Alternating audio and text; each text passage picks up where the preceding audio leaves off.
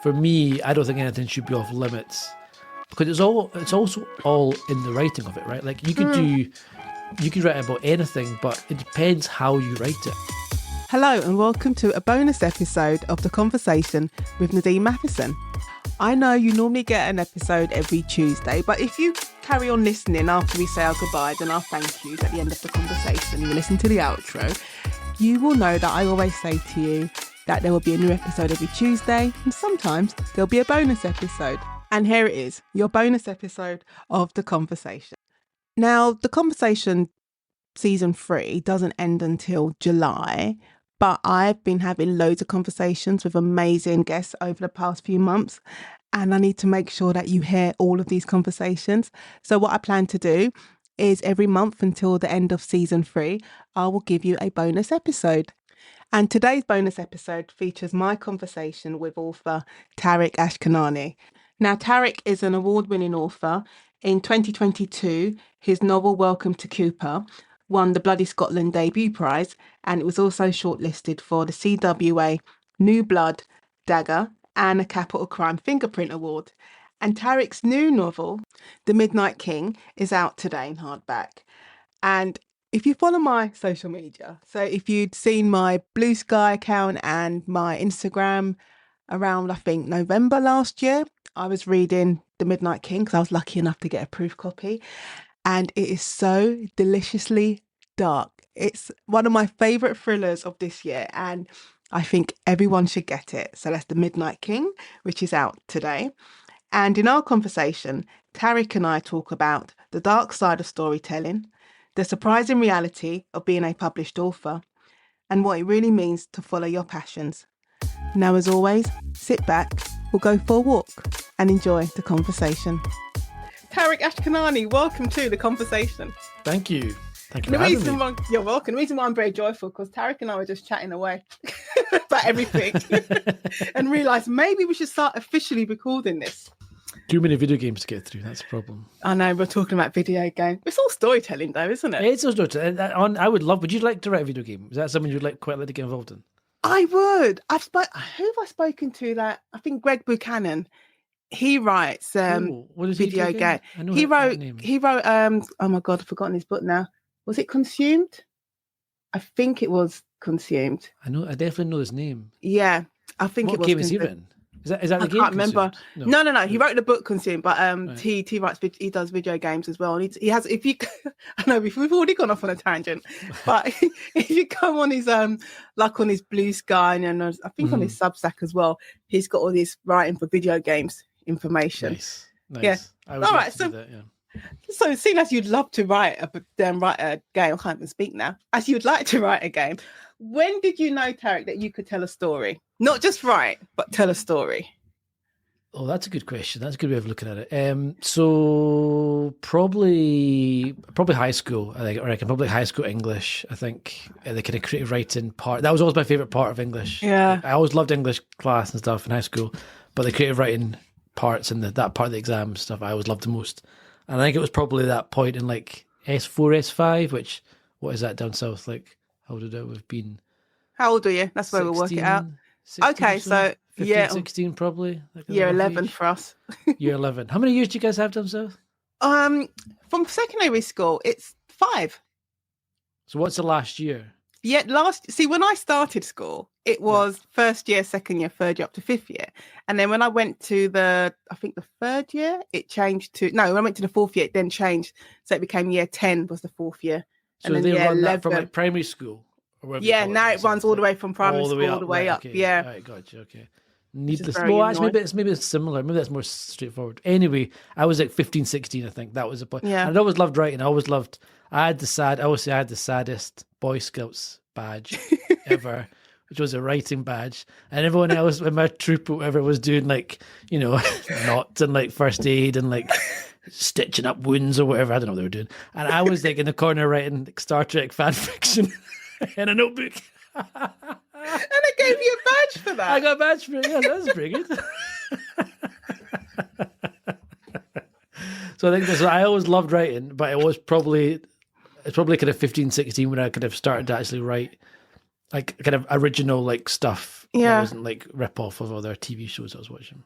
Did your teacher tell you could write? Because I just suddenly had this memory of Mrs. Taylor, who was my English teacher, telling my mum, yeah, it was parents' evening. Yeah, she can write. Like you can hear the characters, like really hear them. It was similar. It was definitely a teacher saying something like, you've got this is like you're good at this. This is something you're good at. You've got like a natural talent or whatever for this kind of stuff, and that kind of buoys you on, doesn't it? You get that kind of like a little bit of like positive feedback. Yeah. Like, ooh, I'm good at this and I enjoy it.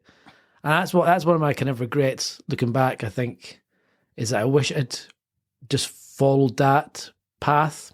Like I was growing up, I was kind of like, I've got to get a job that's like, I've got to do a degree that has a job at the end of it. I was kind of very vocational minded. So I was like, I did science first of all, to become a scientist, then didn't like the idea of becoming a scientist. So I threw that in the bin. And then I was like, I'll do law instead. So I did law, became a lawyer. And law is fine, but it's not my passion anyway. And writing has always been the passion the whole way through. And from high school, and I kind of wish I'd just followed creative writing a little bit more and seen where it taken me. It's so funny, isn't it? Because I always think as well, it's a lot to do with like how you grew up and your background and your family. You know, if you got certain, I say that because of my family being from Grenada, and it's very odd when, you know, you have to call yourself, what is it, a first generation British person? I think that's technically what I am. Is that the correct phrase? I think, yeah, I only learn't that last week, but I think that's the I think that's so formal. It's so formal, but like it's just, but it goes back to this thing, is that you're not told that writing can be a career. Yes. And you have 100%. to have something stable. And something stable is going to be the law. Doctor, lawyer, dentist. Yeah. It felt like there was like 4 or 5 jobs in high school, right? Like there was like, you'd sit down to be like, what am I going to do at uni? And it was like, oh, here's the 5 jobs you can do. You're doctor, lawyer, dentist, blah, blah, vet. And it felt like there was no other like route to anything. It was really constrictive. I remember looking at stuff being like, but what else is there? And I'm struggling and not thinking. And it's years later, you look back and think, God, there's like tons of jobs that you don't even know exist at that point. And it's so difficult, I think, to kind of pick what you want to do when you're that age. It's quite difficult.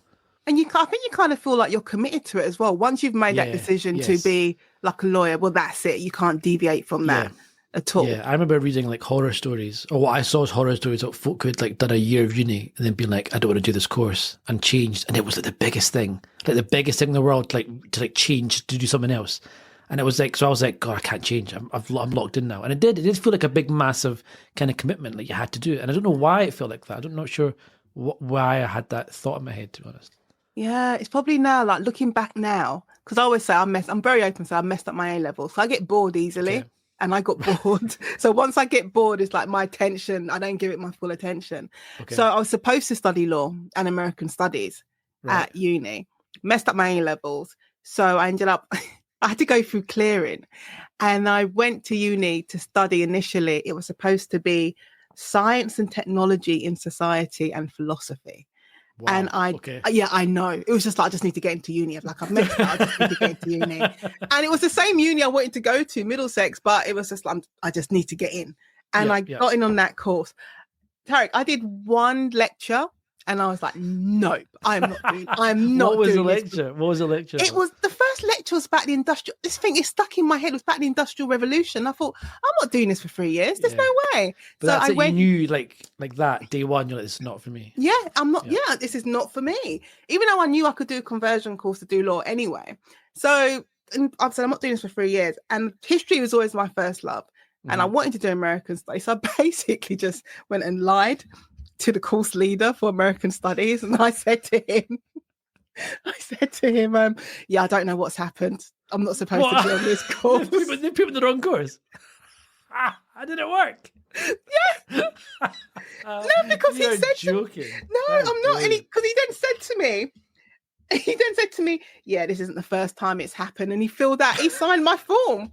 And then that's when I transferred on to American Studies and History. And I was That's happy. Amazing. I can't believe that worked. That's like the oldest trick in the book. That's brilliant. So when did you do law then? I did law after I did my degree.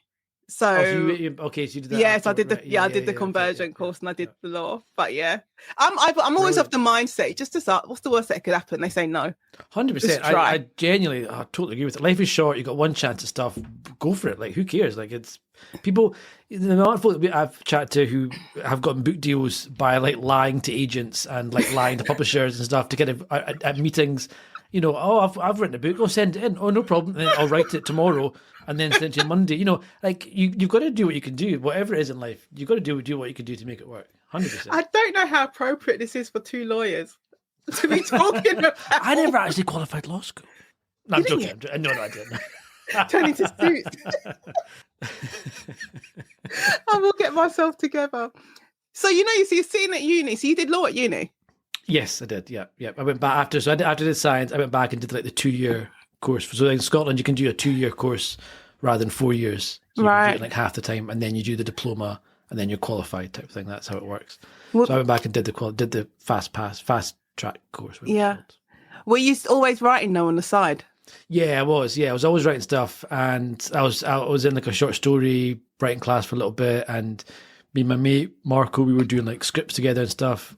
Oh no, that was later on actually. But no, I was always writing stuff. I was always kind of doing short stories. Like everyone seems to like start off doing short stories, right? Like I was kind of like novels too much. That's too hard. But I'll do short stories, and I always kind of loved the idea of having my work out there somehow and it being read. But I never. It's like we're saying, I never thought of writing as a career. I always just saw it as a hobby and something that would maybe keep on doing, and then I guess see where it took me at. But I never ever seriously considered writing as a means of making a living at all. I think. When did it change for you then? When you decided yourself, you know what, this is, even though I have my job, you're working, you can live, you can eat, but this is something that I need to pursue. That's a good question. I think it must have been later on. It must have been when I was definitely qualified, I think, and I was doing a kind of short story writing class, and I was quite enjoying it, and it was good because all it was like a bunch of folk who you kind of meet, and you'd write a short story, and then you get like a topic to do a short story on. You'd write it for the next week, and it was good because I had like a deadline, and it made me write stuff every week, which was good. And one week it was like a detective fiction. And so I wrote kind of detective-y short story, and the guy running the class was like, "This could be the first chapter of something bigger, this rather than a self-contained story." And I was like, maybe I could work on a book. Maybe I could expand on it. And so that was like 2013 or something, 2014. So I was kind of like, maybe I could build on this. And so that was the kind of first moment I thought maybe I could write something. I could write a novel after all at this point. But it still took me like years to actually finish it. And I was I think the lack of deadline killed it for me. And there was a lack of deadline and not really knowing what I was going to do with it afterwards. And I guess not having much confidence that it was any good. So I was kind of like, I'd write on it here, there, did a few drafts. And then it was, I read, and then one day I will dedicate a book to him. I read Arnold Schwarzenegger's autobiography, right? And everybody laughs, right? It's one of the best books I've ever read in my entire life. Like, I actually didn't realize how much I love Arnie until I read this book. This guy, right? He grows up like poor in this farm in Austria, and it's like, I want to become a bodybuilding champion, and everyone's like, "Shut up, Arnie! Like, get out, milk those cows, and shut up." And he's like, "No, I'm good." So he gets up at like 4 a.m, 3 a.m, like works over 2 hours, like works in the farm all day, and works out 2 hours in the evening, and does this every day. Gets massive, and wins like the local bodybuilding championship stuff. And then he's like, I want to become Mr. Universe, and he does it, and he's this big figure. And then he's like, I want to go to America and become a Hollywood movie star. And everyone's like, shut up, Arnie! Like, you can barely speak English. Like, what are you talking about? And he goes over and he does it. You know, he becomes this massive, humongous action hero. And then it's like, right, I'm done with that now. I'm going to go into politics. And everyone's like, no, you don't be ridiculous. And he does it, becomes a massive success in politics. And every point, he was like, I put my mind to something and I just did it. And people laughed at me and said I couldn't do it. But if it's important to you and it means a lot, you'll do it. You just got to do it. Yeah, exactly. And I read that. I remember reading that on a train when I was going to work one morning. And I'd been kind of working on this book for like 2-3 years, kind of not really getting anywhere with it. And I was like, oh, you know what? I actually, if it's what I want to do, if I just need to do it. I just need to stop being like a lazy arse and and just sit down and finish the draft. And that really lit fire under me, just kind of like that. It was nothing fancy about the advice. It was, the basic advice that everyone gets told. There's something about reading it and some of the way he said it, I was like, if this is what I want to do, this is my passion, I really just need to sit down and do it. And that gave me the drive to finish that first draft off. It's sometimes, like someone could have been telling you that for like 10 years every day, and you so just wouldn't have, and you just wouldn't have heard it. Yeah, 100%. But it just takes, it's like some things they just have to be in alignment, and it literally is that moment right you being on the train. Time. Exactly. Yeah, I think that's exactly. And I think I was kind of like, I'm on a train like an hour in the morning, an hour in the evening every day. That's like prime writing time. I could be rather than mucking about my phone or whatever. I could easily be doing like 2 hours a day writing. Without having to think about it. And so I was like, I should use this time better. And so yeah, so that was, I will always owe Arnie a debt of gratitude for my. Who would have thought Arnold Schwarzenegger would have been the one to give you a kick up the arse? I know, right? Basically Brilliant. But you find your influences in so many different ways. It may not necessarily be, the traditional teacher telling you what to do. It could be literally just 100%. That moment in time because you sat down on the train and you've read. It could have been one line.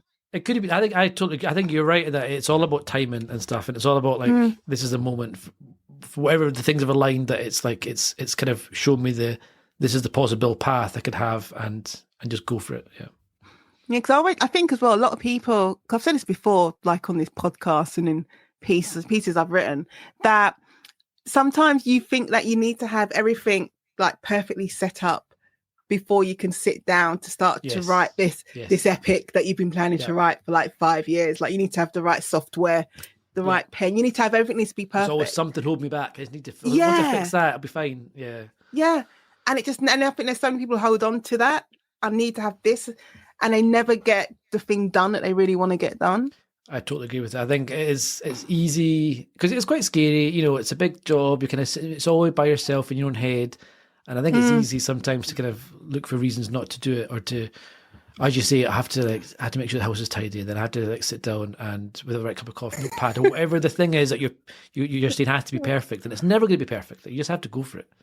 No, it's never going to be perfect. So. When you wrote not the Midnight King, because I'm going to ask you about the Midnight King because the Midnight King is brilliant. I just want everyone to read it. But you said that piece that you were writing, and someone said to you, "This could be the start of something bigger." Yep. Was that Welcome to Cooper? It was, yeah, exactly. So it was very similar. It was like two detectives kind of in this nightmarish city, and there was a dead woman with her eyes gouged out, and then there was some kind of hint that one of the cops was bent. I can't remember exactly, but that was and all of that pretty much translated whole almost to the book. Like the same murder victim, the same like bent cop, the same kind of like horrible. I think it was I changed it to snow rather than rain. But pretty much it was nuts how similar it was, and yeah, so that was the kind of genesis of Welcome to Cooper. Yeah. Did you surprise yourself? When you get to the end and you've written the end, even though your editor will take out the end. When you get them, I love writing the end because I feel like you have to have something to say you've earned it. It's that nice little like. That's what it is, isn't it? At the end, yeah. You've earned writing the end. I remember the first time I got my edits came back with the Jigsaw Man, and I got to the end and the end had been deleted. I'm like, what? Why have you taken off the end? I have finished because like no one says the end, but it's like no, but it's important to me. It's a psychological thing. Yeah. What was it like for you that moment when you first got like your finished book in your hand? Oh, it's nuts. Yeah, it's kind of hard to describe, I suppose. But again, you kind of feel like because it's such a long process. That's something I didn't realize was how long it takes. And you've gone through all these steps and the gatekeepers at every point, etc., to get through to it. So yeah, and you think.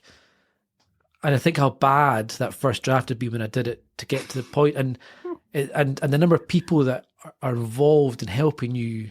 It's quite humbling in a way, right? The amount of people that are involved in helping you get to this final book that you're holding in your hand. There's like your agent, your editor, publisher, marketer, whatever. It's all these folk working to make your book a reality. It is. It's quite a moment. It is, and just seeing a physical thing in your hands is quite cool. It is. It's Did you ever feel? Cause I think I've said this to you when I was talking on your podcast, and how like I felt ill prepared for being a writer, as opposed to you are prepared. You spend a long time preparing to be a solicitor, and then you're doing your job, and you're constantly having to do like courses, continuing your professional development. You're doing that for writers, is it? Yeah, there's none of that for writers. No, I know, and I didn't really know what to expect. Like, obviously, like, we've both been kind of doing the writing scene for like what 5-6 years now, or so. And but you're right. When you start, I was like, oh, so you have to go to festivals and go on panels and all this kind of stuff. I didn't know was a thing, like how it worked, like just the fact that there's like a community of crime writers and other writers that kind of like you kind of join, and then there's this whole other world that kind of exists that you don't know is there. And it's I kind of thought you kind of write it and then. Well, I don't know what I thought. I think like when you before you kind of get into it, I remember thinking, once I get an agent, that'll be it. Like, once I have my agent, I'll be sorted. They'll do everything for me. They'll fight my battles for me. They'll get me in everywhere. I'll be in the supermarkets. And then you get an agent, and it's like, well, that's the first of many hurdles to jump through. And yeah, you need an agent, but it's not the end of the journey. And I didn't have a clue how long and how many people you have to like, get ticks from and get yeses from to get through, and then still at the end you're like, where is the book going to be? Is it going to be in supermarkets? Is it going to be in shops? Is it is it going to be an ebook only? It's I didn't have a clue what to expect, I think, going in, and I don't think anyone does. No one ever really talks about the reality, I think, much of like what happens after you've kind of got that deal or got the agent. Like what happens is everyone's always like, here's how you get an agent, my agent story, blah blah, or how I got my publishing deal. But it's the reality of after that is like the world of being an unpublished writer, going to festivals. Like I think this year I come pretty much at a festival like every month, which is amazing. Like it is. You are at a lot of festivals because you're at a lot of festivals too. Yeah, not this year. I think I cut down I think the year before, and definitely the year before that I did a lot.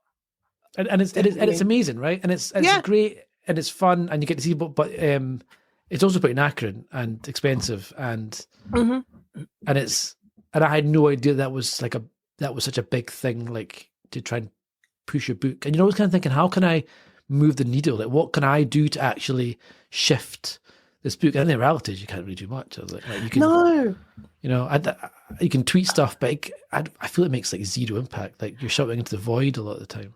Yeah, I feel that. And I don't know whether it's me, I feel like I'm just being like some kind of old and cynical, like Grandpa Simpson. I just feel like I'm just being miserable. But I ask myself a lot, it's like, how much more can I actually do? Yeah, I know what you mean. You do you do the festivals, you do the podcasts, whatever. You post your book on whatever social media platform of the week is popular. But it's not been run by a Nazi this week. Yes, exactly. It's not been. And you're like, well, how much of an impact is this making? And who's actually hearing me? Yeah. And it's hard. I totally agree with that. And it makes me wonder, like, this is from folk who have a publisher behind them, who's like, doing the heavy lifting, really, who are the ones who can make the difference, who have the connections and who get you in front of panels or get into newspapers or whatever. If I was self-publishing myself, I feel that there'd be such a pressure, I think, to try and work out how do I advertise myself. And it's really hard. Like it's way harder than I thought it would be. And certainly the stuff I've done has done barely anything like to move. It's like social media stuff doesn't really do anything. I paid for some Facebook ads. It did nothing. I think going to festivals is a good way of getting yourself out there for sure, and you can hopefully sell some books and get yourself known, that kind of thing. But even that, it's still quite a kind of small. You're in a niche writer's world, aren't you? Still, and you go to a festival, and there's the public who come to a festival are not the general public. They're like folk who love writers and love reading books and stuff, and trying to push to the wider to make it like a big splash. That's really difficult, I think. Yeah, there's not much. God, this is depressing. Yeah, there's not much you can do, and you can't really predict, what will gain what will gain traction. Yeah. It's fun, isn't it? Like the books that do well. you see books that have had not much of a marketing push behind them for whatever reason just take off. Whether it's like it's been reviewed in the magazine at the right time, or it's done on the TV, or it's done something that's just caught it and it's just spiraled. And then you see books that have had such massive marketing pushes and like tons of money behind them, and then they totally flop. And those are the ones I find really surprising, because I'm like, I would have thought if you've got a publisher that's putting tons of money behind a book, it can't fail. Like if it's, and we've all seen books that are like everywhere. They're at every festival, they're on bookmarks, they're on like on newspapers, or emails about it and stuff. Oh, and say they're in the toilet. It's like you can't miss it. That is a good way to think about it. But that's exactly it. And then they totally flop. And I'm like, I feel that's almost weirder, because I'm like, I would have thought just the amount of like times it's out there, people would buy it just because they've seen it everywhere. But obviously not. Like it is funny. It's really hard to predict, and obviously publishers struggle with it as well, I think. Yeah, I mean it is. I mean, we could name a book, but we won't. We'll probably talk about it afterwards. But we could name a book where I remember, because my book and this book were supposed to come out at the same time, then for various reasons, mine got moved. And I remember seeing like billboards. Mm-hmm. Oh God! Like it was disgusting. Disgusting billboard. But this was like 6-7 months before. Yeah, longer than that. I think about 6-7 months before the book even came out. God, that is long. Yeah, which is early. So they were already promoting the book 7 months before it was even due to be published. And I said it was everywhere you turned, like you open an email from the bookseller and like there it was on the banner. Yeah. And then it came out, and I remember, because I get the books and I'm thinking, well, I know when the email, I expect it to be number one. Yeah. And it wasn't, and it was nowhere near. See, it's weird, right? And it's weird. But you think that alone, that push would give it massive sales, but it doesn't. Yeah. You can't predict it. But then on the flip side of it, you and I would have heard so many stories from other authors saying all they want is a bit of marketing spend. They just want a little bit of publicity. If they just had something, then they know they will do, they'll get a few more sales. And the way the publishers like split the marketing budget for stuff, like it makes no sense to me. Like I kind of think, rather than giving like, 100 grand, or I don't know, I made that figure up, 100 grand say to one book, why not give it like 80 or 90 and give I said that 5 or 10, like, I don't like, because you get some books that get nothing, like get like, as you say, we've chatted to folk who have like, all my publishers gave me like a tweet on release date, like, that's like the biggest, that's the only marketing thing they ever did. Yeah. And I'm like, that's like, they want to make money as well, right? They want the book to sell, because otherwise they don't make any money off it. This is what I've never quite understood, because and I probably sound like a broken record, because I'm sure I've said it repeatedly on this podcast, and to anyone who would listen to me, is that in my head it doesn't make business sense why you would buy a book. So like I'd buy your book and then say, I'm going to sell your book, but then I won't do anything to promote it. Even Quick Fit want to sell tires. They'll promote the tires because they want to sell. Yeah, so totally. It's very, very odd. Very odd. It's a very odd situation. Yeah, I know. I don't get it. So I do think like there's certain authors that will sell, that don't need the marketing spend, that like are massive names that will get, people will buy it regardless if you see it on a shelf. They don't need much. And I definitely feel the lower end, kind of mid-list to low end authors, like I often feel it's quite unfair, and they should get more of a push, especially from like the big five, whatever. You've got like, who I assume are just swimming in cash and just like, Well, they are. They say they're not, and then you see like end of year. Oh, it was a record-breaking year, and you're like, oh really? And it was just London Book Fair the other day, and I think I read in an email. There's like, US publishers were spending loads of money. You're like, oh, okay, so you got the money. Yeah, I know.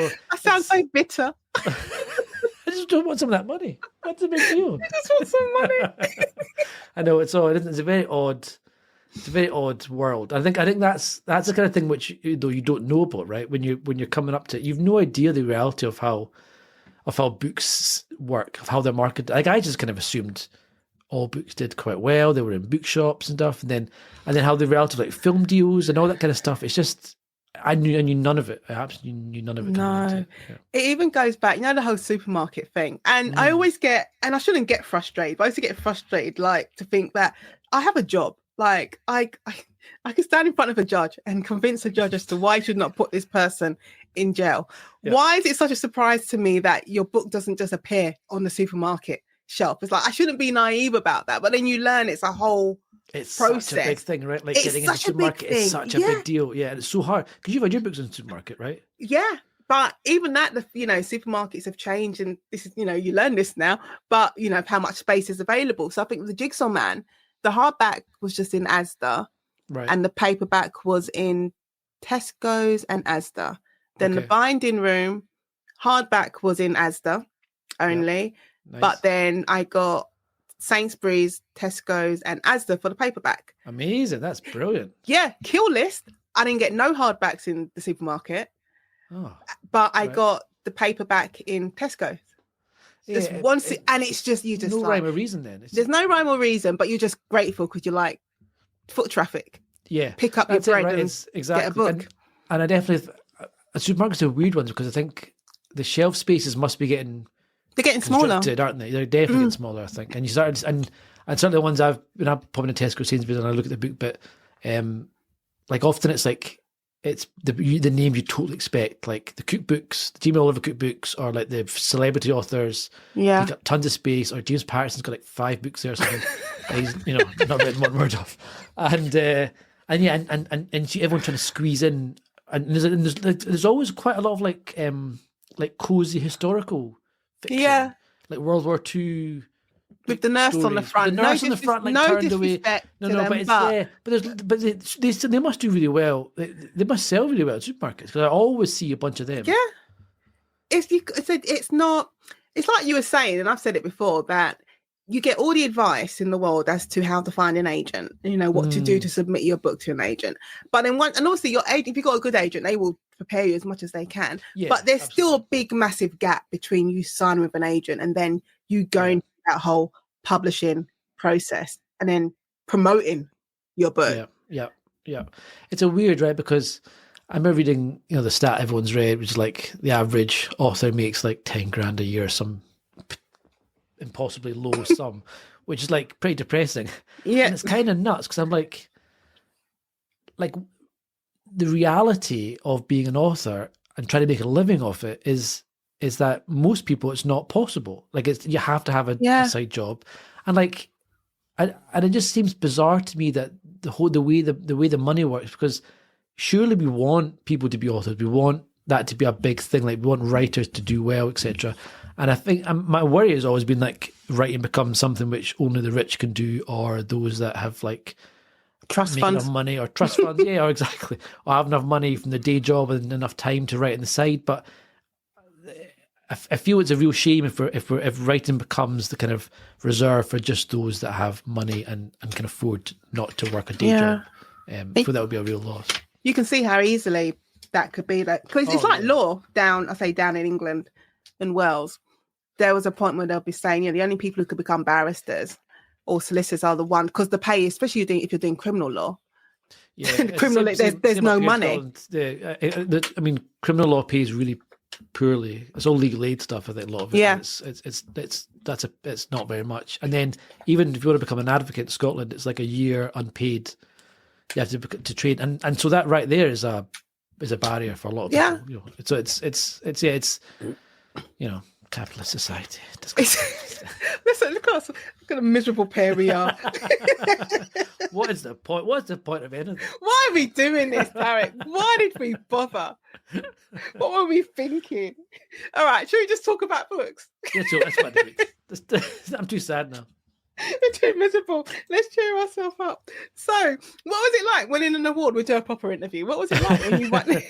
When you won your Bloody Scotland debut award? That was amazing. So that was brilliant. Yeah, that was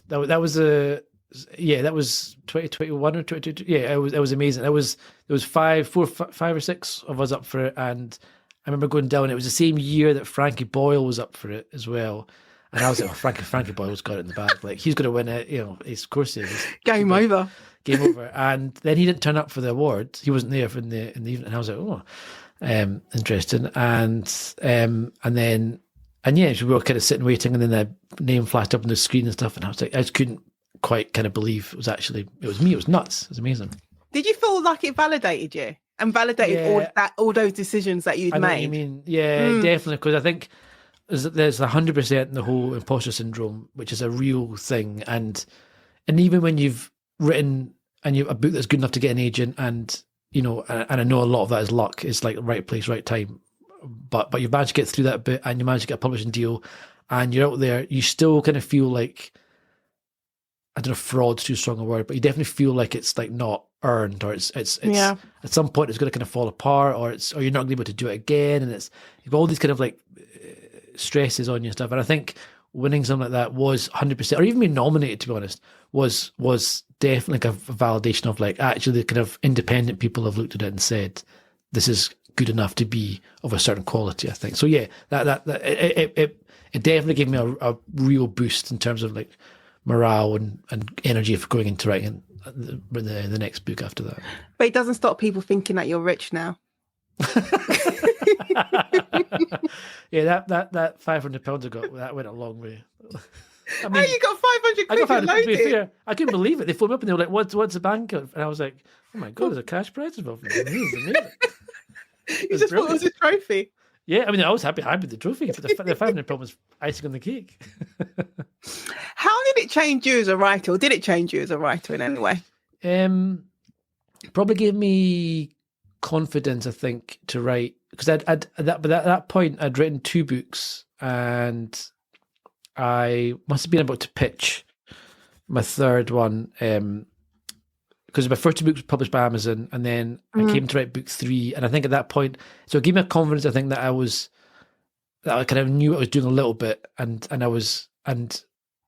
when I remember when I pitched book 3 to Amazon, they said, "Oh, it's a bit dark for us, and what we'll do, like a kind of rebus type procedural thriller." And I was like, "Oh, I don't really, I'm loving this idea, and I really want to write this idea," and so I ended up very, really amicably parting ways with them, and I've kind of gone back to them now anyway, so it's all kind of worked out. But at that point, we parted ways amicably, and I went on to write The Midnight King, and I think maybe winning that award gave me the confidence to trust myself a little bit, and to say, actually, if this idea is really speaking to me, and it's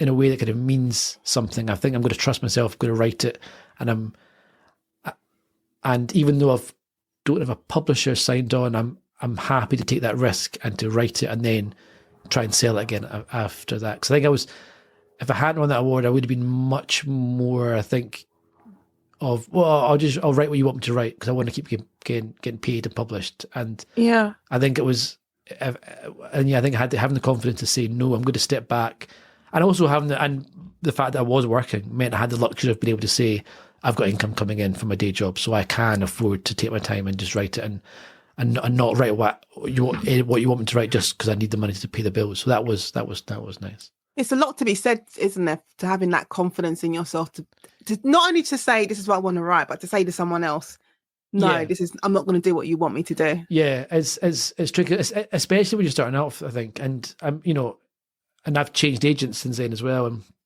I think so much.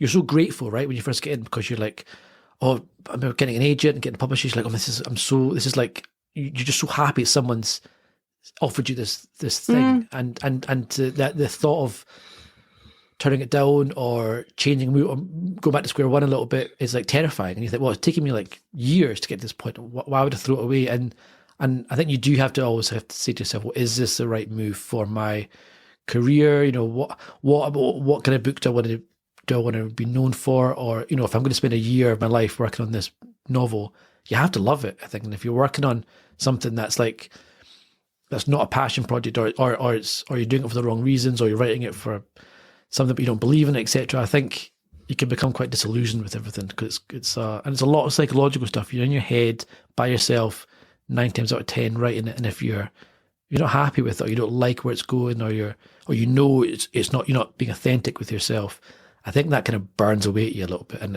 it puts you off. I think you have to love what you're writing, and deep inside if it's not the book you should be writing. Yeah. It's before we started recording, I was doing another interview, and we were basically saying the same thing. You need to be enthusiastic. Oh yeah. In order to sit at this desk in front of your computer or in front of your notebook, let's say for 8 hours. Yeah. And to be committed to a story, you need to. I'm not saying like you need to basically fall in love with your characters in your story. Yeah. And if you don't have that, it's like what's the point?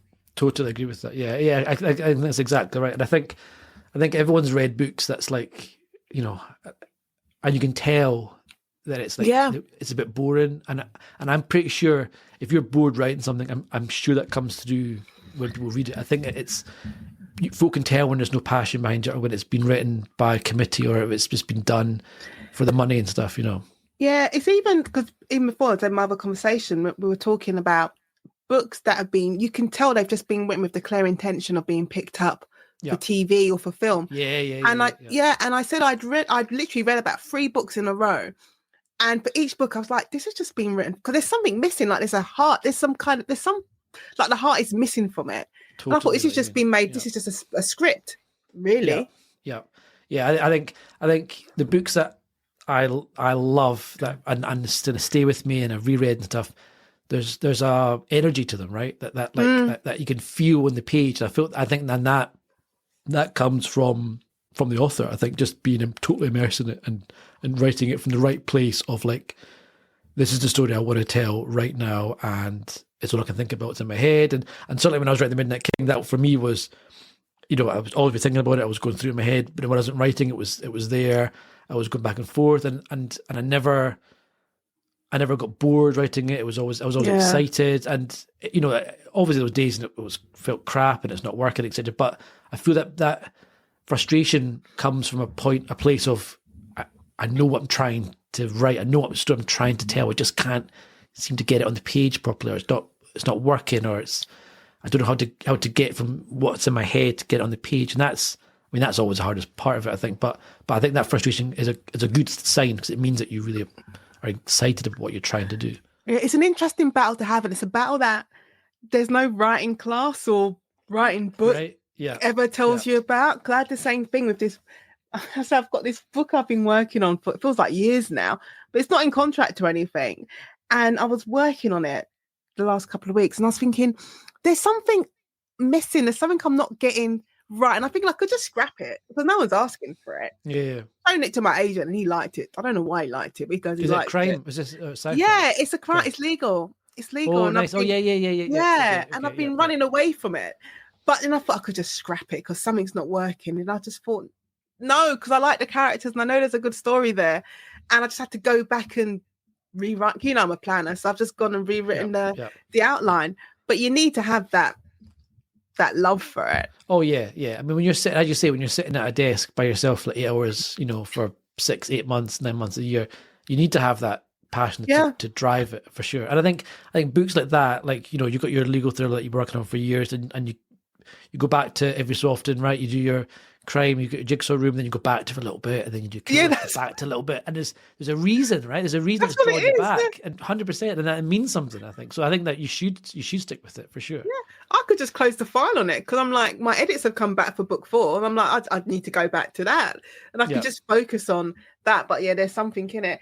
Tariq, when did you realise you could go dark and go really? Because this is the mid. Can I say, right? When I was reading, let me show you again. Like, this is my proof copy of The Midnight King. If you saw the state of it, this has been on planes with me. It's been everywhere with me. It's in poor condition. And I was reading it and I'm like, oh my, this is like, I was like, it's so good, but it's so dark. Yeah, but it's good. So when did you know you could go dark? I think I remember reading Red Dragon when I was quite young, like kind of high school. And that how old? Because I was back 13, I think. I probably must have been about similar age, to be honest. Yeah, I was at early high school, so it must have been about 12, 13, 14, something like that. Probably too young for it. Too young. but it really connected. Like I know you're a big Hannibal Lecter fan. Yeah, obviously. You know, that's a big part of the Jigsaw Man. That kind of like going to a killer for advice. I love that, like having to ask help from a killer. That something about that relationship I love.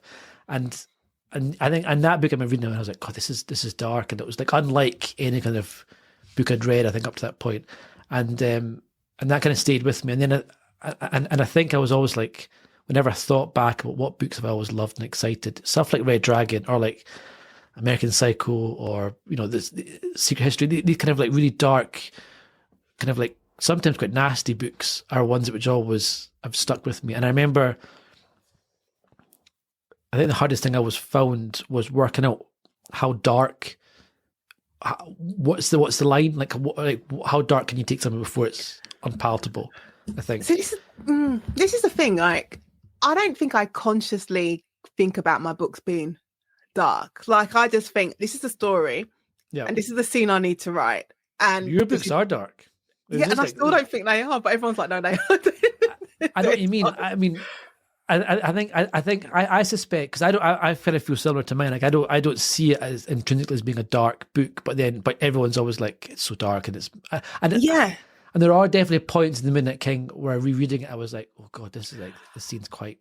Like, I didn't think you were going to go certain places with. Yeah, it's funny because so part of the reason that when Viper offered me a contract for it, part of the reason why I jumped for them was because I know they put out dark fiction. I know they don't shy away from it, and I was like, I feel I've been safe hands, being guided by where the line is for that kind of thing. Whereas I feel other people might have been like, this is too bad, cut it out. And I think and that happened with Welcome to Cooper. It was definitely I'd written it. I think in hindsight now, the main character was kind of oppressively horrible. He was almost like a nasty, unlikable character, and so that had to get pulled back a little bit. And I think, I mean, really though, the stuff that I love to read is probably quite dark, like True Detective-y type, horrible, tense, grisly, dark fiction. And I think you have to write the stuff that you love. And even if there's an audience for everything nowadays, like it doesn't matter what the topic is. The audience, the internet is huge. So I think if you're writing something that you love and you would read, then other people would read it as well. Yeah. But yeah, I always work along dark stuff is awful because I always work along the basis. I think like my mandate is that there is darkness in. It's not every single moment of the day. It's not every minute of someone's life, but it's pockets. Yes, of life. That's where that's where the darkness is. Yeah. And I think that's what I try and do in my books. So obviously you don't just want gratuitous violence just for the sake of violence. There needs to be a point to it. I guess that's totally right. Like I think, there's something like Hostel, those that kind of like torture porn movies, which I don't like those.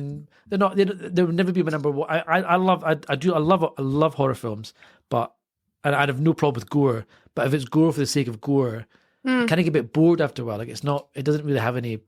It's fun to watch in a group, and you kind of like laughing and cheering and stuff. But like, I think the genuine great horror stuff is the kind of proper, like, tense, horrible stuff, and it's stuff that you kind of recognize, or it's like everyday stuff that's kind of been twisted, or there's a reason for why there's a gory scene, or there's a reason why it's happening, and that kind of horror I really love, and so I think you're totally right. Like horror for the sake of, or gore for the sake of gore, etc., has no place, I don't think, for me. But it's that kind of everyday stuff you twist on its head a little bit, and finding horror in those little moments, those little pockets, as you say. That's a good way to talk about it, those little pockets of everyone's life. I think that's exactly it. Yeah, because I did a panel a couple of years ago, I think it was at Harrogate, and one of the audience questions was basically, is there any topic that you wouldn't write about?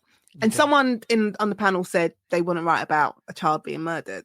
Yeah. And my answer, it just basically, I put my lawyer hat on, and I just said, well, I couldn't turn away from a case, no matter how I feel personally about the case. It's like I couldn't. The rules are I can't say no to it, so I'd have to do it. So I kind of have that same approach to my writing. I think that's right. I agree with that. I don't think anything, for me, I don't think anything should be off limits, because it's also all in the writing of it, right? Like you could write about anything, but it depends how you write it, how graphic or how close or how far away, or the voice, or how something that could be horrific. The same turn of events could be horrific or sad or comedy. You know, it really could. It runs the gamut of like of everything. So I think it all depends how it's written and what kind of book you're trying to tell, what kind of story you're trying to tell.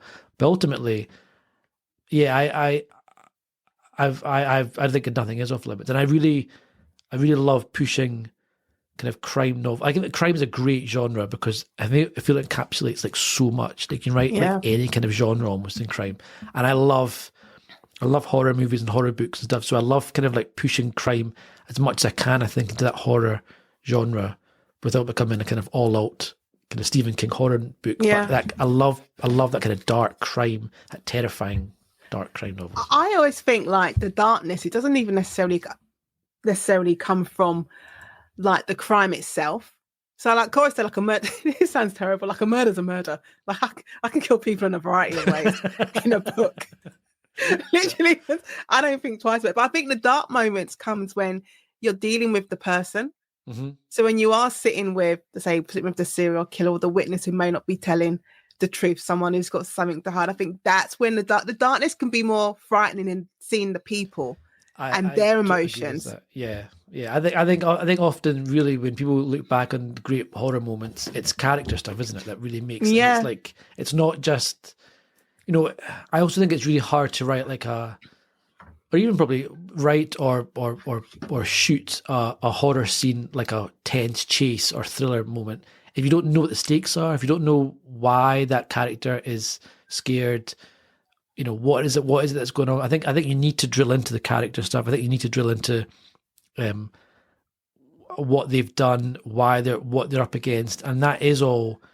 You know, I feel character and plot are often really intertwined like that, but I feel stuff like that is mainly character. Like as you see, it's the way they speak or the look they give or something they've done or the way they phrase something that kind of puts you on edge. Like how they perceive what they've done. Do they view it in the same way that you do? Is it abnormal? Like there's so much stuff you can play with, that kind of psychological stuff. I feel that's for me is the meat of a good horror.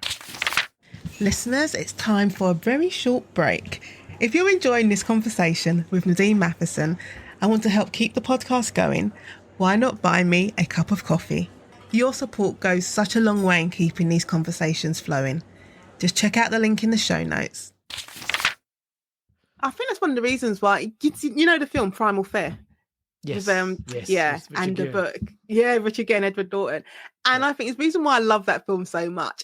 It's the end. It's not the moments when you're seeing the priest being murdered. It's that moment when 100%. Edward Norton switches and you're not sure, actually, is this the rich personality, is it? Yeah. Is this the right personality, or has he made it up?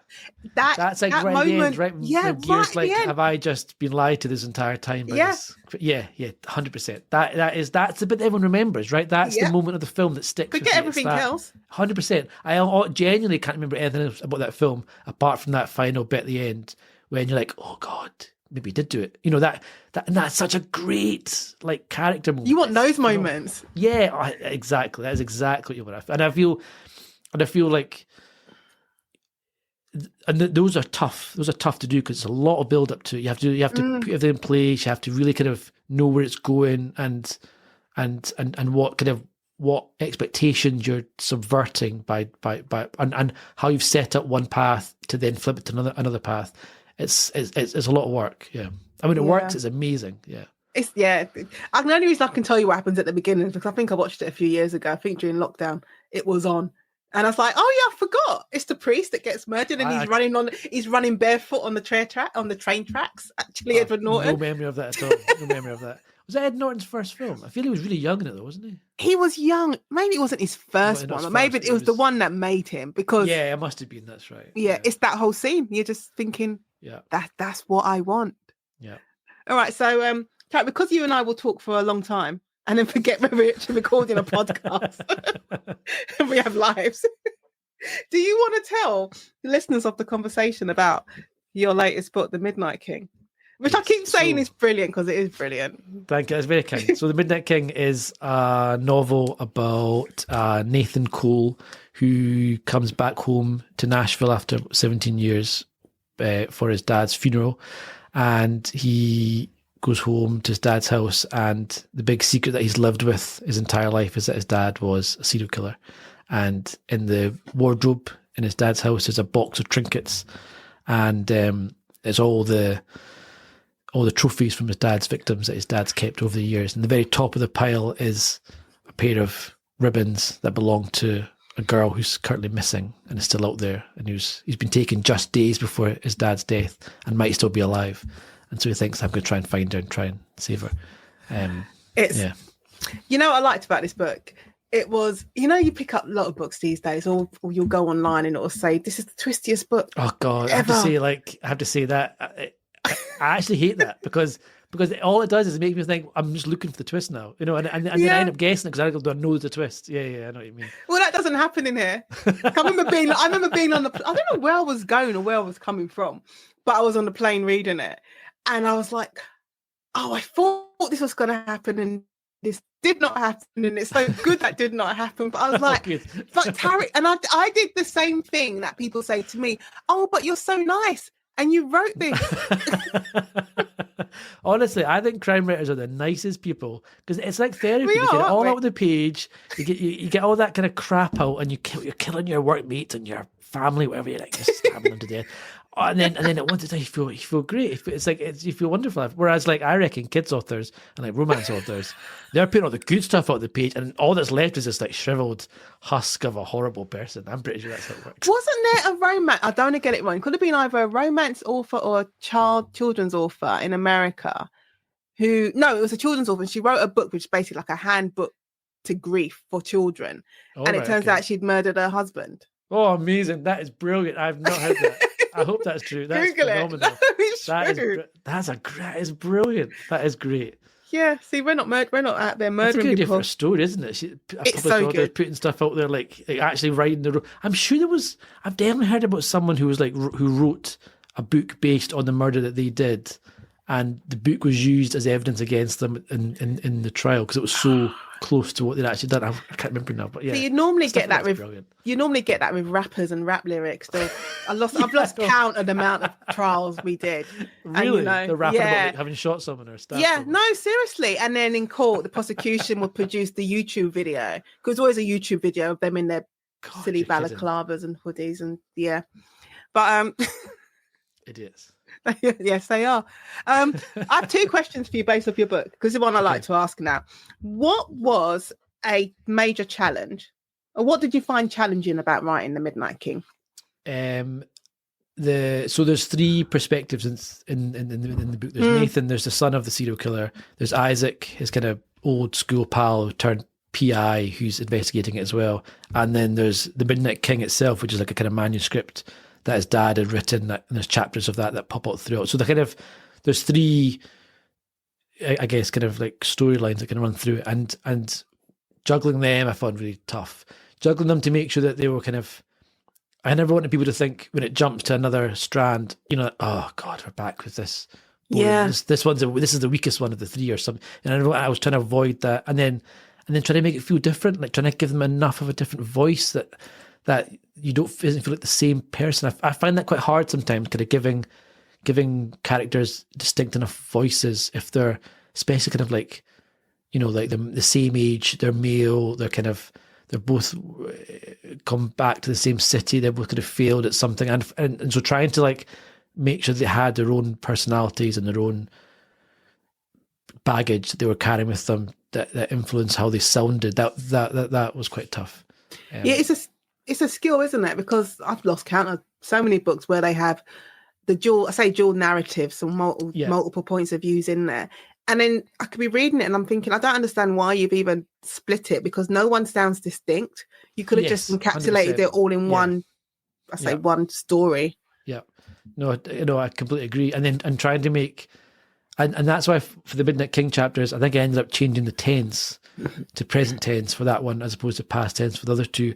It was almost just as a way of like making it sound different, because I was like, it needs to try and feel like a different voice than the other two. So trying to juggle that, trying to make sure everyone, and then trying to get the timelines right, like trying to work out when someone does something, what's in one strand, when is that lining up with the other person, and so at what point do I need to break from one to jump to the other, and this is a really good bit to break because it's a good cliffhanger moment, but then this other guy's like 3 days behind now, and is that okay? Or is that, it's that trying to work out the logistics of it all. That was I ended up having to do like a big spreadsheet of like what was happening on each day of like over like 3 weeks, and who and lining it all up, and that was quite tough. Yeah, I always, whenever I get my edits back, I'm always like, I know my first job is to sort out the timeline. And I'm always like, timelines are the bane of my life. Honestly, I totally agree. Yeah. Yeah. And with the kill list, because I had flashbacks, it wasn't necessarily dual time. I suppose it is dual timelines because I'm going back. And I said, never again. I'm not doing this again. I get stuff in my edits notes. It's like, oh, this is actually this is a Saturday. That's what I get. June 24th, 90 Fitness. I'm like, well, that's totally fair enough. But I'm kind of like, who's actually? Does anyone actually check?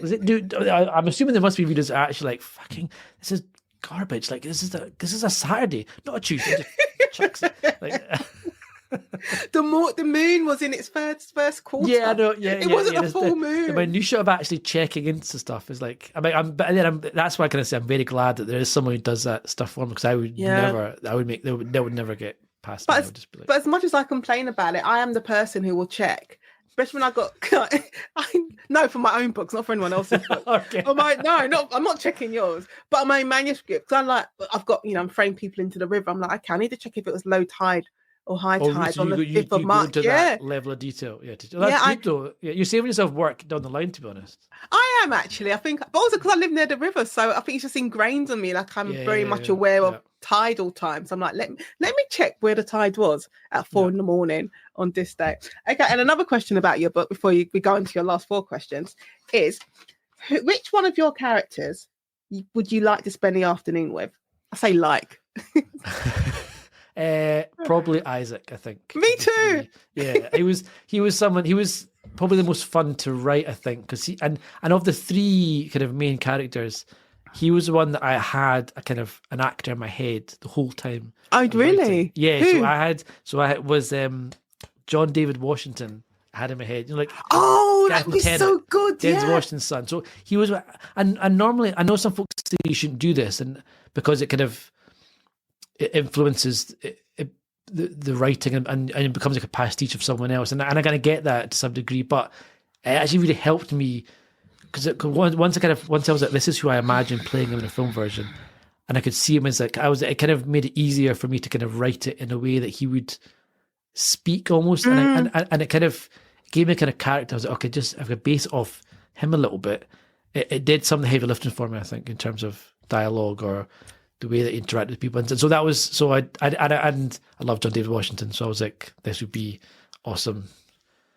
Every time I said Isaac was my favourite, and that's who I'd want to spend the afternoon with. But every time he came on the page, I'm like, Isaac, you need to eat properly. Well, literally, like you need to go to the doctor. Awful. Yeah, no. I'm like, you're coughing up blood, man. Stop eating Taco Bell. I'm like, I don't think you're gonna make it. Even if a killer doesn't get you, I'm like, you're not gonna make it because you're not well. I know. He's eating that greasy pizza. Yeah, I don't know. It's funny. You're always thinking of like how I need to put the character through hell.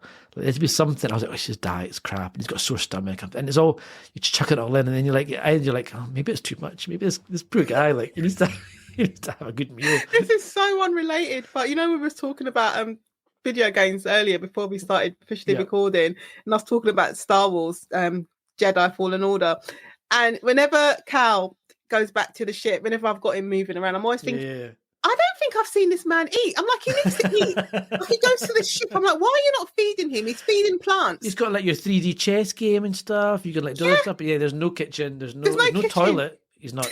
And the guy's done a shit for about 2 months. He hasn't eaten anything. This is how my force. It's the midichlorians. It's the midichlorians coming in. I always say this conversation goes off on a tangent, and this is evidence of the tangent of my own making, because I bought in Star Wars Jedi Fallen Order. I remember thinking that a lot, but it was Jack Bauer in 24, right? You're like, this is a full day in his life. When is he going to the bathroom? I have not seen Jack Bauer use the toilet or eat a meal once. I don't think I had either.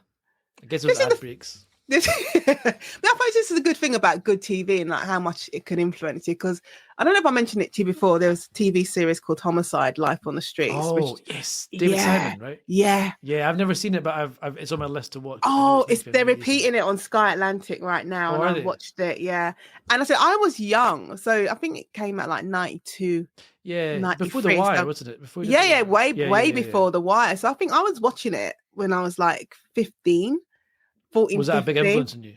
Yeah, because it goes down, those pockets of darkness of being, let's say, the normality, and also, how banal, like, I suppose, just being a police officer investigating a case can be. You go in the office, you're drinking coffee, you're waiting, someone's having problems with their wife, but then within that time, you have those pockets of, now there's a killer, now something has happened, now we've got to deal with the witness, now we found the body.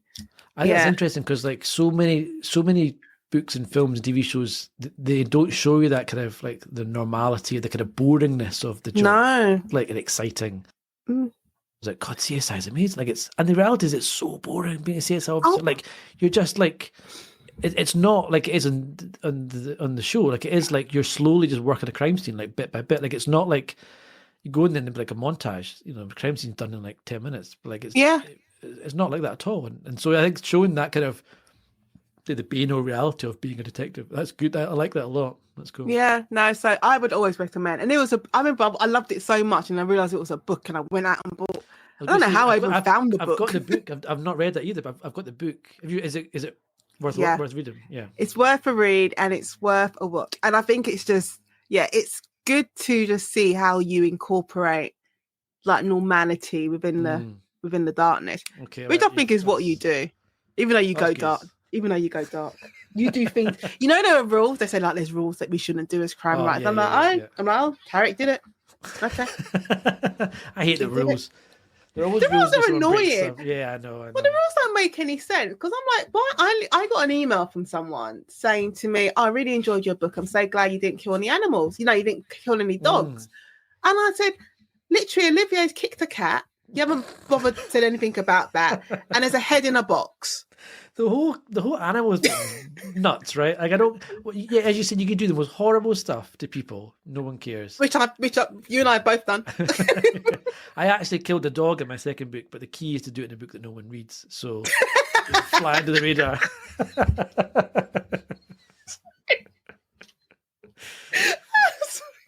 That should not have made me laugh as much as it did. So make sure it flops, and you can just make sure it flops. And you can do as much horrible stuff as you want. It's fine. People only care if they read it.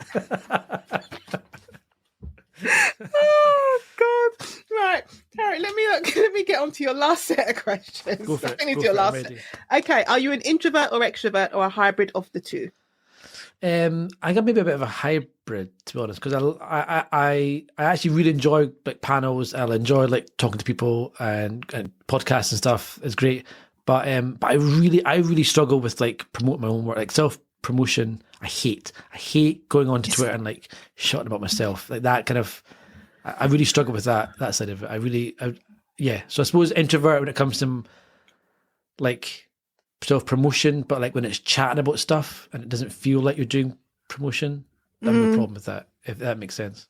Yeah, no, it's not an easy thing to do, and it can feel really unnatural. Yeah, it's exactly, it does. And like you're forcing your way on people, you're forcing yourself on, not in that way, but you're forcing yourself on people. Yeah, no, exactly. Yeah, you're like, and I'm kind of like, do folk care? And I'm like, 6 weeks to go till blah blah, and I'm fucking like, shut up, Tariq. Like, so that's in my head. I've always got that voice of people like, fucking shut up, Tariq. Like that's just always there and repeats. I'm like, I'll just leave it.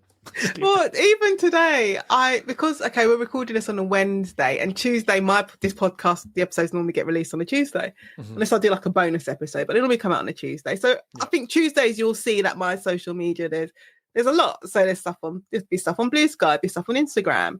Where else do I pull it? I think that's mainly it now. Threads. I'm not on Twitter. And even Substack, because they got a notes bit.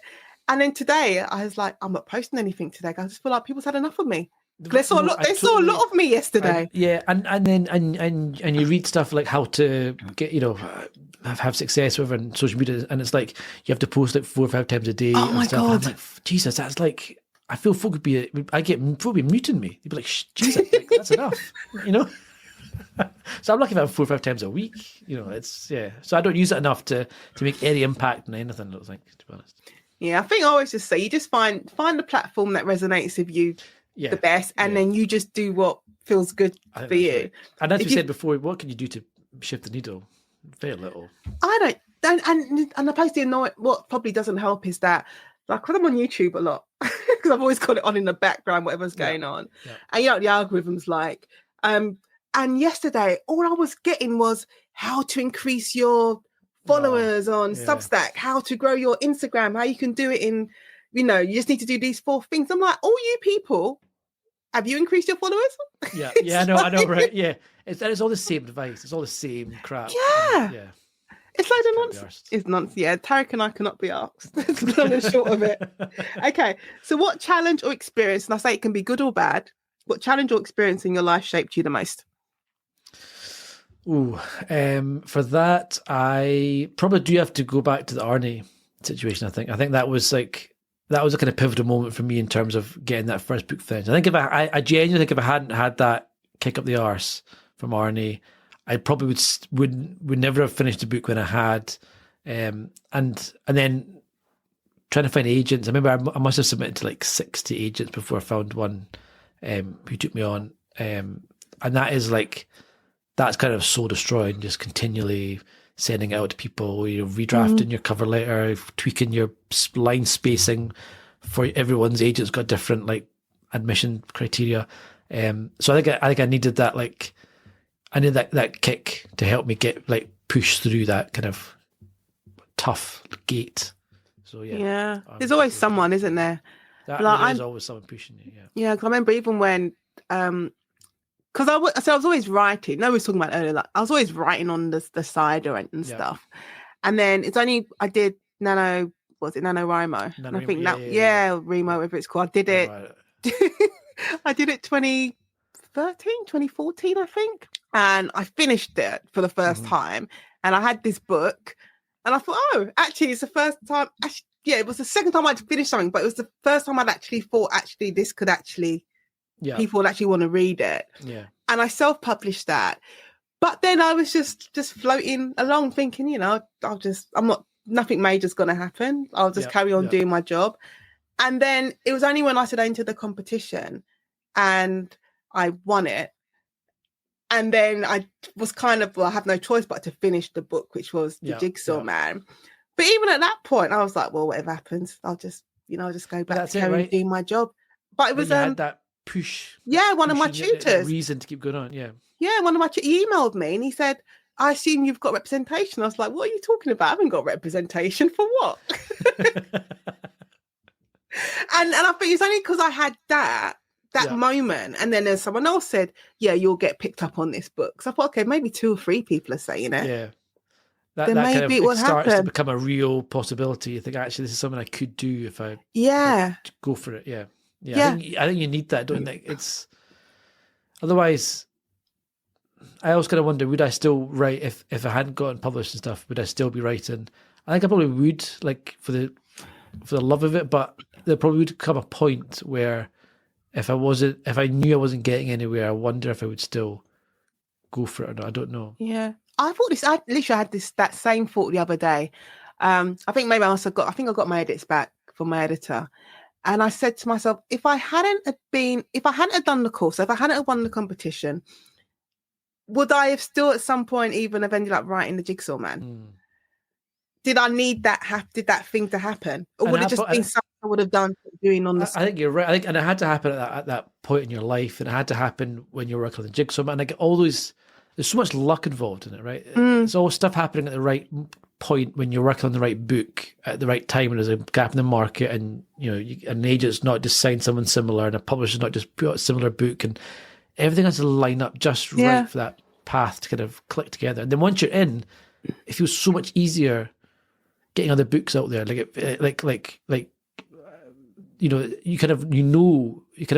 realize, oh, this is the kind of books people are. This is what the market's going. This is the trend. This is what they're after. I feel like I know what I'm meant to be writing now. It's difficult when you don't really know if know what people are after, what's doing well, or what people want. I think when you're first starting out. Do you think that you have a better sense of the business of it now? Oh yeah, especially sure, moving publishers and moving agents. I think 100%. I think, and like I feel like I've got a much better grasp of like what the market's like what kind of stuff does well, like, and I feel comfortable not trying to chase a trend, like knowing that there's like, peak trends peak and fall, and you never, by the time you get a book written and out there, it's never going to be in time and stuff. So I think knowing what to ignore and knowing what to focus on, like a general trend of what's up. Like I do feel like dark horror stuff's kind of having a moment a little bit now. Yeah. Just like people are loving kind of like horror books and stuff. So, and I feel that will probably last for like a few years. So that's kind of okay. Whereas like, so I feel more comfortable knowing what publishers are looking for. Like, okay, you want like, so I'm writing a police kind of procedural for Amazon, and I know very much that's much more lighter, pacey, plot-driven stuff, and that's fine. It's quite fun doing that. Whereas I know like my Viper books, I'm hoping will be more dark and gritty, and grimy and stuff. And I feel more comfortable knowing what different publishers are after and what they feel comfortable trying to sell and what people like to read, etc. So yeah, I think it does, but it takes a wee while to get. It takes a few years, I think, to get a grasp on like what the reality of the market is and the publishing world's like and stuff. Yeah, but also on the flip side of that, the fact that you don't, if you were thinking about writing to trend, I don't think you would have written The Midnight King. No, I wouldn't. I don't think. Yeah, I think you're right, because I think ultimately it always comes down to you've got to write the book that you want to read, and you want to write that speaks to you in that moment. You've got to follow that, I think. Definitely. Okay, so if you could go back to when you were 25 years old and give yourself one piece of advice, what would it be? I think I know. Don't do. Actually, that is exactly it. Exactly. I would say you love writing. You love, you love creating stuff. Follow that. Don't worry about what the job will be at the end. Go down. I'd love to like see a kind of like It's a Wonderful Life type possible life that would have been. Had I said I'm going to do creative writing at uni, and I'm going to do a creative writing master, some kind of creative writing course, and I'm going to see what happens at the end of it. And I think it's hard to say if it would have been better or not, because I think there's loads of folk who haven't done a creative writing course and they've done fine. But I always kind of think my day job might have ended up having been in a creative writing field of some kind. Yeah. And it might have been a job that I didn't even know existed when I first started it, but there would have been something. And would that have been better or worse? I don't know. But yeah, I kind of feel like I would have loved doing a creative writing course. I would have genuinely loved the course itself way more than I loved doing science or law. And I always wonder what that would have been like if I'd followed that. I just see where life would have taken me. If I would have ended up writing the same stuff, if I would have gone down a different path, or who knows. But yeah, I would tell I want to tell my kids now would be, I'd say, if there's something you love doing, like just do that at university. Don't worry about where the job will take you. Don't worry about like what you're going to do at the end of it. Just do what you love, and there will be jobs that exist in that area that you don't know exist now. And as long as you make enough money to have a nice living, that's all that really matters. So like, you'll find something in that area, but follow what you love and don't do a course or don't do a job for the wrong reasons, because you end up hating it. Yeah, I think that's why looking back, when I think about going back to that moment when I got my A-level results, and I did have that moment of, oh my God, my life is over. Right. Yeah. But looking back, I'm glad I didn't study law at uni, and I did history and I did American studies, because it was the stuff I was interested in, and I enjoyed my 3 years, and it was so varied, and it kind of it gave me a wider viewpoint that I wouldn't have got if I just studied straight law for 3 years. Yeah. I'm also quite glad I did law the second time around, because I feel I would have been too young for it the first time. I feel I wouldn't have. I don't know. I probably would have struggled with it more. I think I didn't have the grades for it, certainly first time around, from straight from school. So yeah, it's kind of weird, isn't it? I think follow what you enjoy and just see what happens. I would say that's for sure. All right, now here's my new question I like to ask now. All right, what is your non-writing tip for writers? So not the traditional, I don't know, use Scrivener. I don't know. It's a non-writing tip. I would say I would say don't stress about the writing. Like, don't stress about the writing. I would say like don't give yourself like word counts and stuff. Like, don't worry about like hitting targets and goals, because you only feel crap if you don't hit them. Go out and like read stuff, read widely, read the books that you want to write about. Read the books in the kind of genre and the area that you want to write, but read other stuff as well, because like it's the inspiration and the ideas you get from other I try to read loads of non-crime novels or graphic novels and superhero stuff and everything, and the stuff that you end up pulling in subconsciously, I think, from non-crime books is massive. And like certainly like the dialogue in comic books, I feel is like it's so like rat-a-tat-tat, like it's really sparse, but like it gets everything across quickly, and and when it's done well, it's like it flows. It's like it flows with the visuals in a really kind of like nice, natural way. And I try to copy that sometimes, to get that kind of same kind of back and forth on the page. I've always said that I've learned the most about character development from comic books. Oh, I totally get that. Yeah. Yeah, because a villain's not just a villain. Honestly, they're born, they're created, they come from something has happened to them. Like the number of times I use Thanos's arc in Infinity War as like a perfect, because like half the movie spent on him. Like they spent half the movie fleshing him out. Like and you know exactly what his motivation is. He doesn't see himself as a villain. All that stuff, it's all there. Like it's he's a great villain because he thinks he's trying to do something good, and you totally get it. It's whereas most other Marvel villains in the films are quite like rushed. Like you get a little bit of it, and then then they're dead and it's over. But Thanos or locked up in prison. But Thanos is and then when it comes to the comic book stuff, as you say, like you spend years building up a baddie, like years, and the motivations and the betrayals and all that. It's like soap opera stuff on a massive cosmic scale sometimes, but it's great seeing this is how you build up a character. This is how they're always trying to work out how you got someone like Peter Parker, Tony Stark, who've been around for like 50, 60 years, keeping them interesting and giving them new quirks and dynamics and new arcs and new revelations. It's if it's done well, it's amazing. Yeah, I agree 100%. I said story arcs also. It's like you have to maintain a story arc over how many issues, and sometimes it's cross issues, because you might have a Green Lantern issue and it's got a cross with. But it's just I love comics. But it's when a good comic arc is done well like that, it's like, again, the amount of like planning and everything has to fall in the right place, and as you say with other comic books that are crossing over, it's just it's nuts. It's fantastic. All right, so finally, I know Tariq and I on a podcast is not good news, because we're just chatting. Okay, so finally, Tariq, where can listeners of the conversation find you online? So they can find me on Blue Sky, primarily. That's where I'm really at now. I am on Twitter, but I don't really post on Twitter anymore. Like I've restricted my account or whatever it is now, so I don't really use that anymore. I'm on Instagram technically, but again, don't really use that anymore. I feel like I don't know what I would post. I struggle with the visuals of Instagram, I think. But so Blue Sky really is where I'm at. That's my big one. Yeah. Are you excited? Come find me there.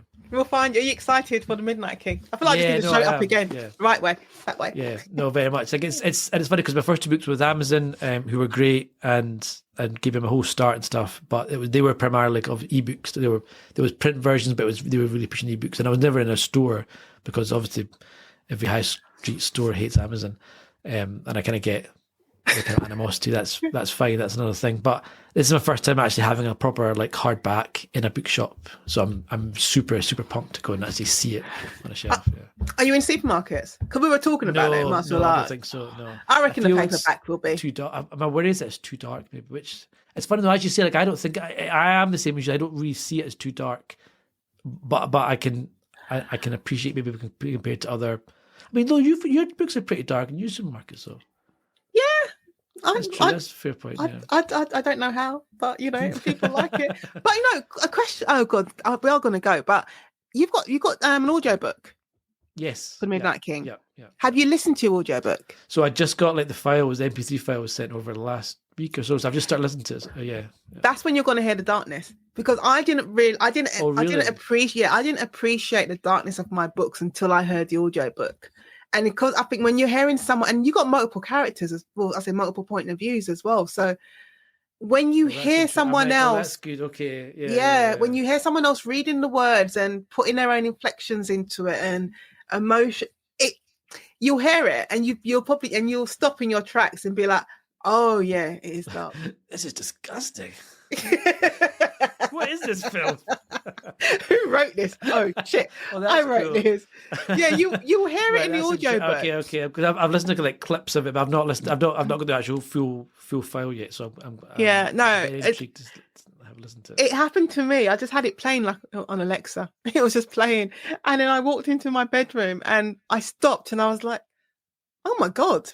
That is dark. It is dark. Yeah, she's like, it is dark. Okay, yeah, I can see that, because that you're kind of like, you've got the distance, right? You're not so close to it, and it's someone else reading it to you. You need the distance from it, because when you're writing it, you know, it's like you spent months. Oh, you're so close to it. Yeah, exactly. Yeah. You can't see anything. You know who your characters are. You know how it ends, and then Okay, right. That's cool. Right, I will listen to that. I'll listen to it. Yeah. Listen to it and come back to me. If I'm wrong, say Nadine, you're talking rubbish. But if I'm right, you can say I can't even look at myself anymore now. Yeah, I'm sick of myself. I'm writing a comedy next. Right, I want to end this. So that just leaves me to say, Tariq Ashkanani, thank you so much for being part of the conversation. Thank you very much for having me. That was so much fun. Thank you so much for listening to today's conversation with Nadine Matheson. I hope you enjoyed it as much as I did. Be sure to tune in every Tuesday for a brand new episode featuring more amazing guests. Don't forget to like, subscribe and leave a review. It really helps the podcast grow. And if you'd like to support the show, you can buy me a cup of coffee or sign up on Patreon. The links are in the show notes.